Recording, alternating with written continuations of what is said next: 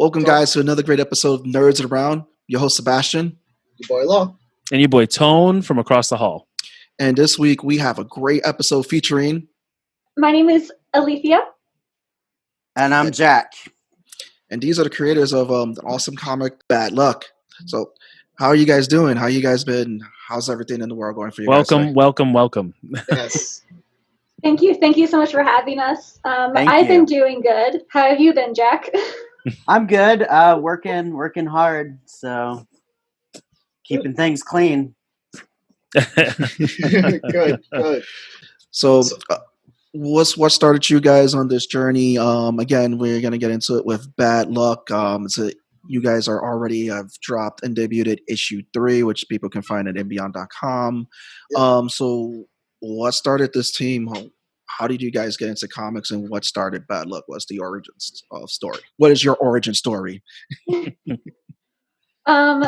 It's nothing exciting. It's just Jack and I have been friends since we were 14 or 15 years old. Yeah, so tiny children. we've been friends since basically we were babies, and we've always kept in contact, and we've always done projects together. They've always just been kind of on the side sort of projects. And then in 2015, when I actually got my first comic published, around 2018, I started tinkering around with the idea of witches and demons and familiars and all that other stuff. And I had little ideas here and there, but it wasn't really fleshed out enough. But I knew who I could call on to basically be like, hey, I need some help. And then I contacted Jack. Nice. Yeah, and once I get into a creative zone, I just don't stop. And it just happened to be a storyline that I could see. The moment she was bringing stuff to me, I could see it. I knew where it was going to go, and I knew what characters were going to do what. And yeah, so it started rolling. Even the first issue, we just cranked it out off of pure excited adrenaline. Very cool. That's cool. Very cool. What were some of the influences behind it?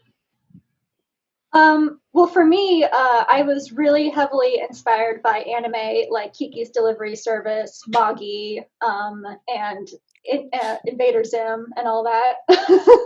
Yes. Yeah, Invader Zim's definitely a good influence. Yeah, I definitely see that Invader Zim influence in it. When I was reading. I think we all called the anime part. We were this is anime. We loved it. I remember when because we were reviewing the book and Eric sat this down, I need you to read this, check this out. Instantly, the art style screamed anime and fell in love with the style. And then all of a sudden, it's this world that you guys created. It's just from just reading that first issue alone, when we first got to see it, I was like, oh, I'm excited. Yeah. I think that was a collective yes across the board of just okay, they're down, we're down, we need more. What's good? This is awesome. So what's the creative process that you guys go through when you're in terms of coming up with the background, the look? What was the whole process there for you guys? It was kind of interesting. Everything, at least on my side, I don't know about Jack's side, it just sort of all kind of fell into place.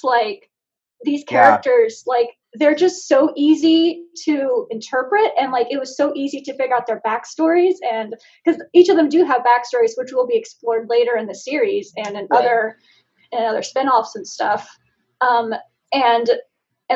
Yes, a character may, Ava seems happy and chirpy, but it's why is she so happy and chirpy?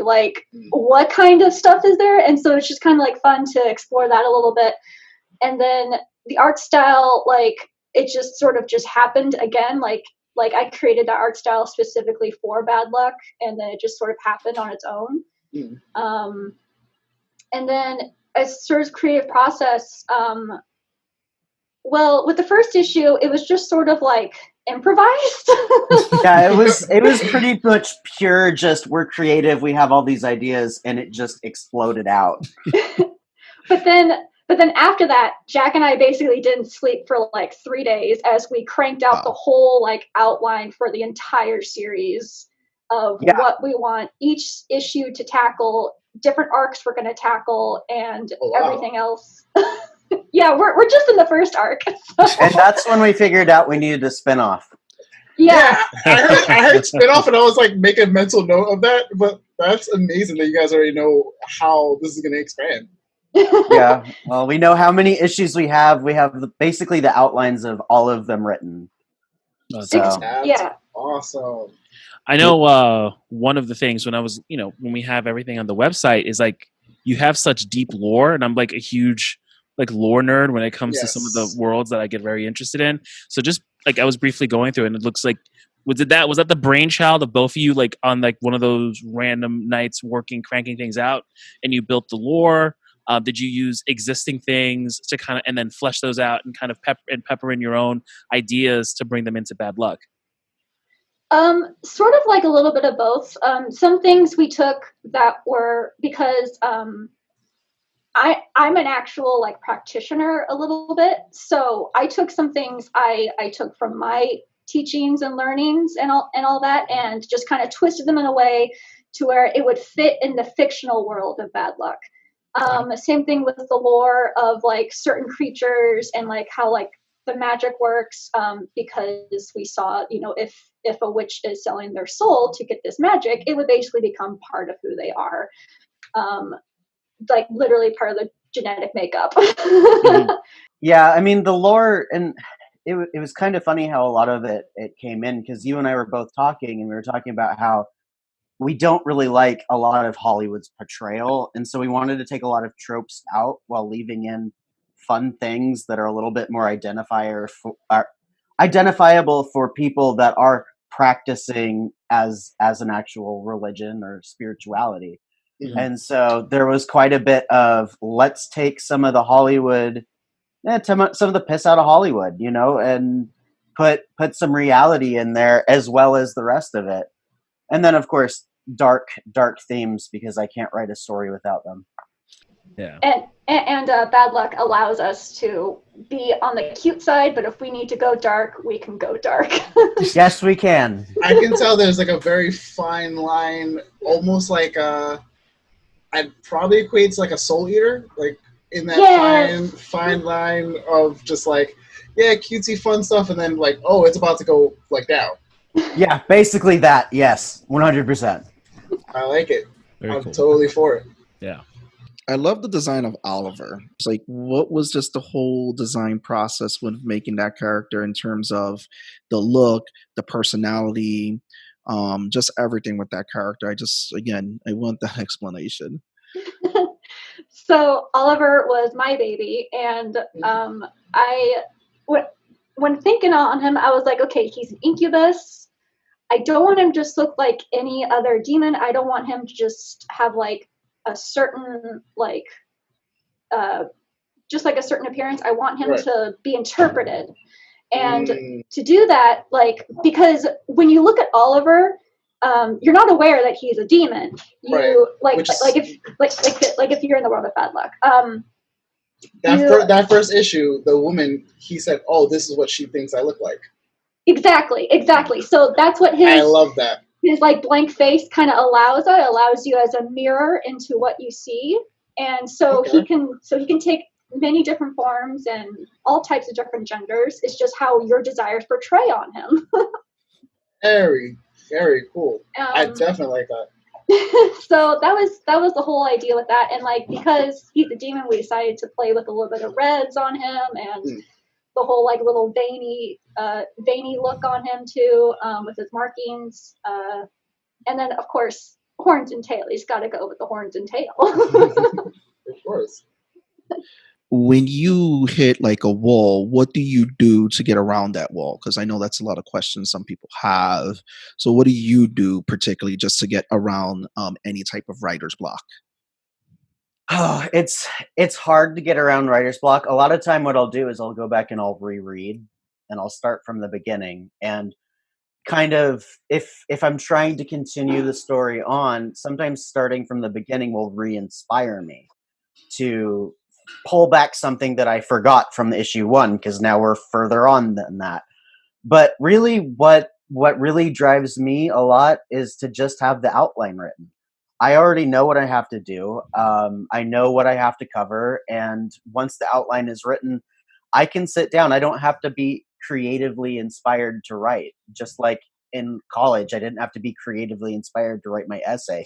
I just got to get it done. You guys have also created factions in this world, which I thought was pretty dope. But the one that stuck out to me again was the Harvesters. So please explain these lovely guys to us. Babies. My babies. Those are Jax. He's got this. Oh man, Is that where that darkness comes from? That's what I think we're doing. I love them so much. I sense so much pride coming out of Jack right now. I love them so much. They're so awful. Oh man. But they don't know they're awful. They think they're the good guys, and that's the problem. Don't they always do? That makes the best bad guys. Yeah, but in reality, if you really looked at the world, they kind of are the good guys, because in what we've built here, all advancements in technology was actually driven by the Harvesters and given to the world. So medicines and electricity, that was all built off the back of harvesting the magic from the witches to turn it into something that the general public can use. And so in a way, if you look at it from a normal citizen in the world of bad luck, the Harvesters are absolutely the good guys. The witches would be the bad guys because they're not out there using their powers to help humanity. So it's kind of that cool, weird, we're following technically the bad guys, but technically the good guys.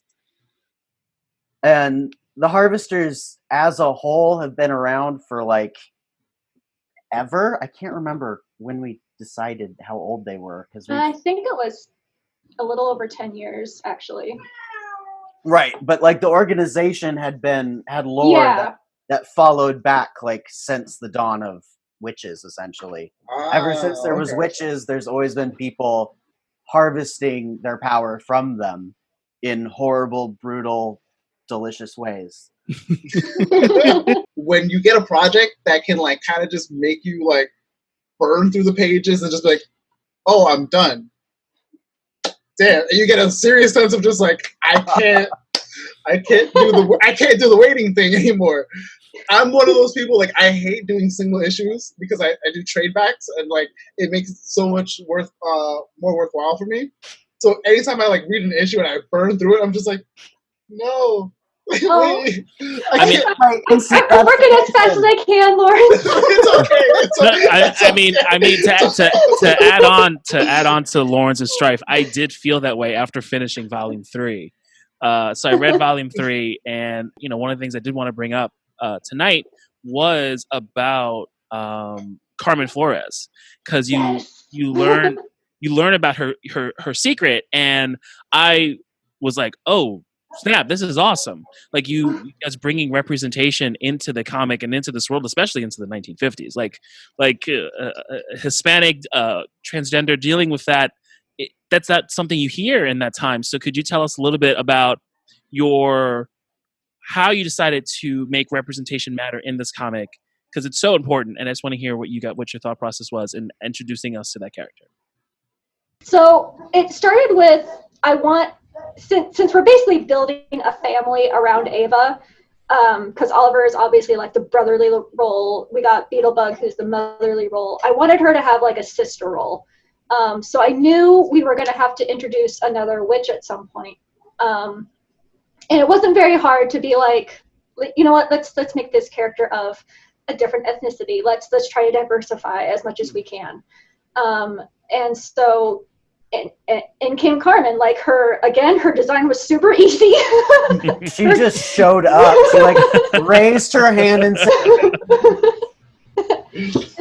and then her backstory.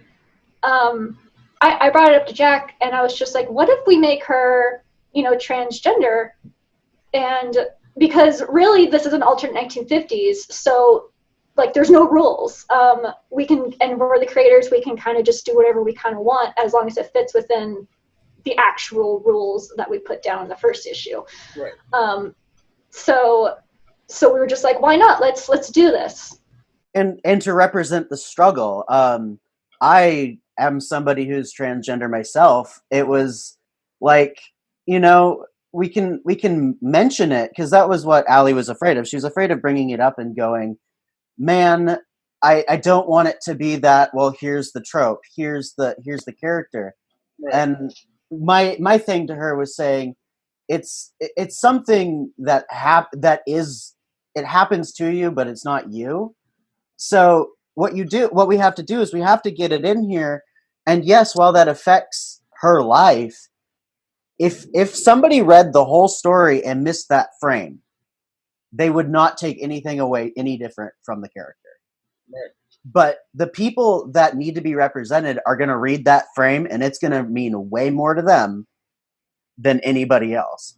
As well as giving that, you know, we're not throwing it out there just trying to make a buck off of diversity. This isn't, you know, the late 90s and every morning kids show that had, you know, the rainbow of kids. They are themselves, and it was really important that that Carmen was more than just, you know, our Hispanic representation. She needed to be more than that, as well as the fact that she is literally our most successful character, I think, in the whole series. With all those Emmys and Oscars. Yeah. Yeah, and money. And so somebody with her struggles, Like she has status. yes, that made it all the way to the top, and that's where we're starting her. I mean, it makes sense. It all made sense for this character. And I think that's great that you guys created that character and again can showcase her struggle and everything because usually we get into those topics about diversity in comics, creating awesome characters that have great backgrounds and, like you said, not being a trope. And what you guys create is a character that is not a trope. It's a general character that people can actually fall behind, love, and follow. And it doesn't feel for diversity's sake. You went in there with love to create this character. Thank And you. we wanted our characters to feel real in a way, Mhm. you know. Yeah. And that's part of it. Well, yes, they are fiction. You look at them and there's parts where you're like, you know, that feels realistic. This struggle feels like a real struggle. When Ava finds out that secret, I mean, Carmen panics. She absolutely panics. And it's not because she couldn't do something about it. She's a witch. She's arguably more powerful than Ava at this time. If she was really that concerned about it, she could probably take it out of Ava's brain. But she panics. She forgets her own power in the moment because of the panic, which is realistic, which is absolutely realistic. Like, we all have something that if somebody found out, we'd probably panic about it there and forget the rest of the world existed.